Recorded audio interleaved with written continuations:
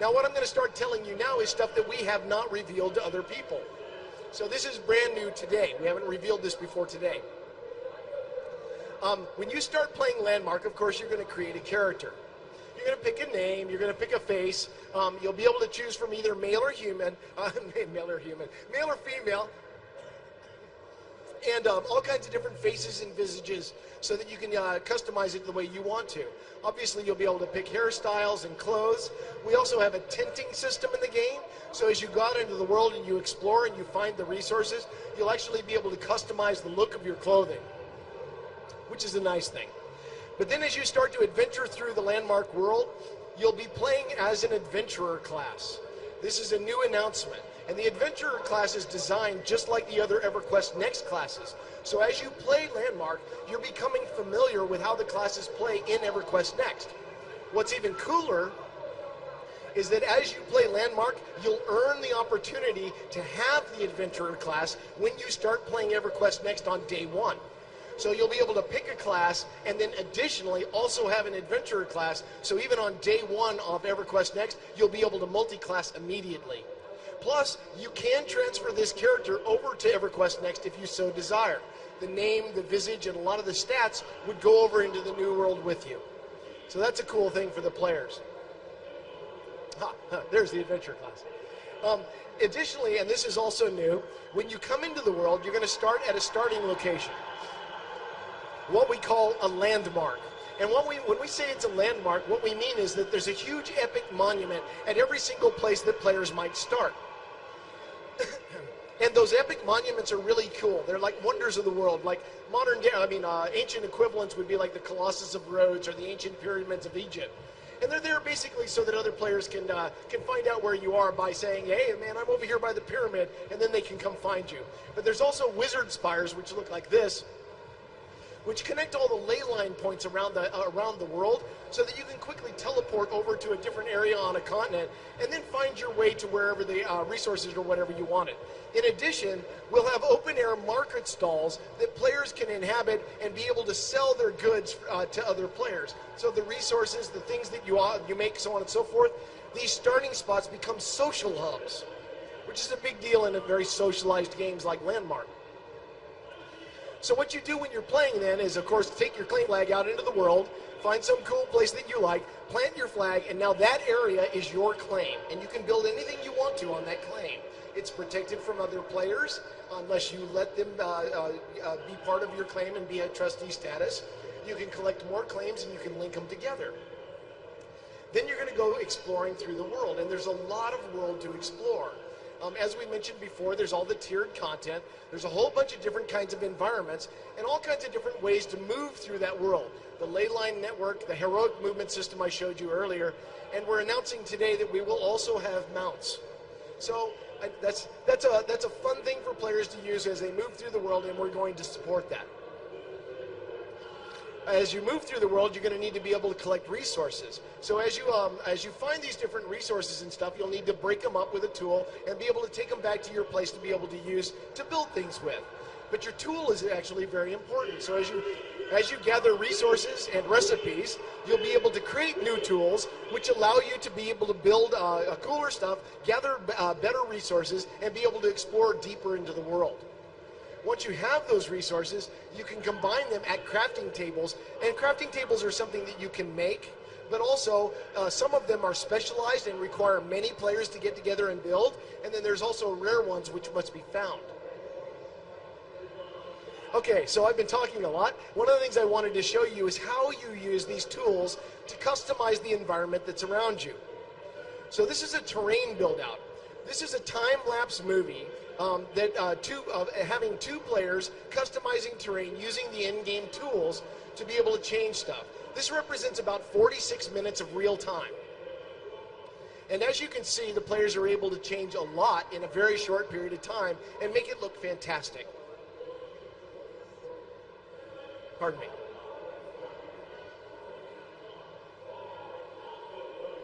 Okay, so that looks really good, but just in case you can't remember what it looked like originally, this was before, and this is after. So remember, that's like two players playing together for like 45 minutes. And just do it one more time because it's fun. Before and after. So that's really cool, and the way that we do that is by giving you very, very powerful and easy to use tools. These are the landmark tools. Now we have a voxel brush which can be adjusted in size. So it's very easy to create amazing levels of detail. We have a lot of other brushes, but the one that I want to talk about right now is the smoothing tool. So with that, you can real-time morph the vertices on the different voxels and create very, very smooth stuff. In fact, you can create perfectly round spheres in this game. In fact, everything that you've seen up until now is entirely composed of voxels, and I don't think you saw very many blocks, or any. So here's another example of a build out. This one's much shorter in real time. This is 36 minutes of real time. Again, it's 2 players playing cooperatively with one another. And as you can see, that's some dramatic change. This was before, pretty much barren landscape, and then a little bit over a half hour later, this is what they had done with it. So that kind of customization, that kind of ability, I can't even imagine what players are going to be able to do it. Because remember, imagine thousands and thousands of players playing for months and months and months, building all kinds of crazy stuff all over the world. It's going to be phenomenal. So anyway, I wanted to point out that this is not just a building game. This is an MMO. It's a persistent world, and it's extremely social in nature. And so we have the obvious mechanisms that you would expect in an MMO. We have friends lists, we have guild structures, we also have a new temporary kind of structure that we call a co-op build-out, which is a flexible structure that allows people to add in and out of the build-out structure and temporarily be able to communicate with each other and trade resources really easily. And then, of course, we have the other MMO mechanisms to be able to communicate with each other, like text chat. We have VoIP, of course, voice over internet, so you can use a microphone. And then, of course, we have SOE Mode, which we like a lot. We're also announcing today that we will have leaderboards, because one of the things that you can do in this game is you can tag the kind of content that you have.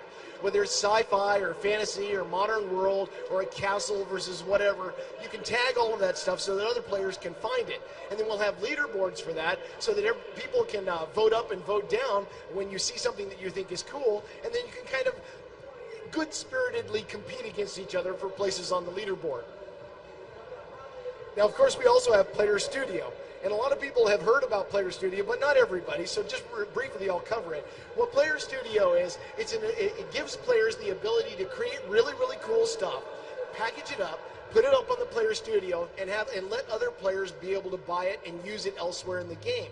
And when they do that, they're making real money. So this is a way to actually make real money from your creativity and having a huge impact on the world. And we protect that through a really elegant royalty structure, but I've covered that in previous presentations, so I'll go through some new stuff that we haven't talked about. We're going to have an achievement system so that both creators and consumers of the products interlace together, and there's all kinds of mechanisms by which they support one another. And these achievements allow them to find each other and communicate really easily. Additionally, we're going to have filter and follow elements. You can imagine that if we have like hundreds of thousands of players building all kinds of crazy stuff, that's going to be one big store full of stuff. And that means that we have to have some really powerful mechanisms for you to be able to sort through it and find the things that you want. So we have these, you can tag all your stuff and be able to filter it and find it, but also you can follow the really cool creators that you know about. You can follow them, kind of like subscribing to a channel on YouTube. You can basically just say, I want to know everything that guy does, or I want to know every single new cool medieval castle that shows up. Those things can be easily subscribed to. And then we're also, and this is also cool, we're going to allow people to package up their claims and actually be able to sell them as real estate with everything that's on them. And we're also going to make it very, very easy for players to travel not only all around the world, but even between worlds. Those wizard spires that I showed earlier will allow you to easily travel between worlds. And that means that real estate can be purchased and sold across all of the different worlds that the players are using, which is a new thing for MMOs. So one of the last things I wanted to cover is on every single landmark world, we preserve one specific continent for just the Norath art direction. And the reason why we're doing that is we consider EverQuest Next Landmark to be the gateway to EverQuest Next. We want the players to be able to help us build the new world together. So as we build pieces in EverQuest Next, we're going to provide all of the tools, all of the materials, all of the concept art to the players so that the players can see that stuff and then be able to actually help build things that might be able to fit into that world. And then players will upvote and downvote it. We'll look at the stuff that's the coolest, and the stuff that's the coolest will give those creators the opportunities to actually have that stuff be in NORAD on the day one of launch. So that we are physically working together with the community to build this brand new world. And just as a last piece, I want to show one more build out. This is a longer build out of real time. Again, it's two players working together in a time-lapse movie. And what they're going to be doing is they're going to be building ogre architecture. So this is for the really big guys.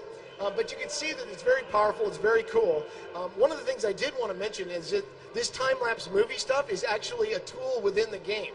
So as you're building stuff, you can just push a button and record those time-lapse images and then be able to jettison it out to YouTube whenever you're ready with it. So that's a cool thing for players to be able to participate with.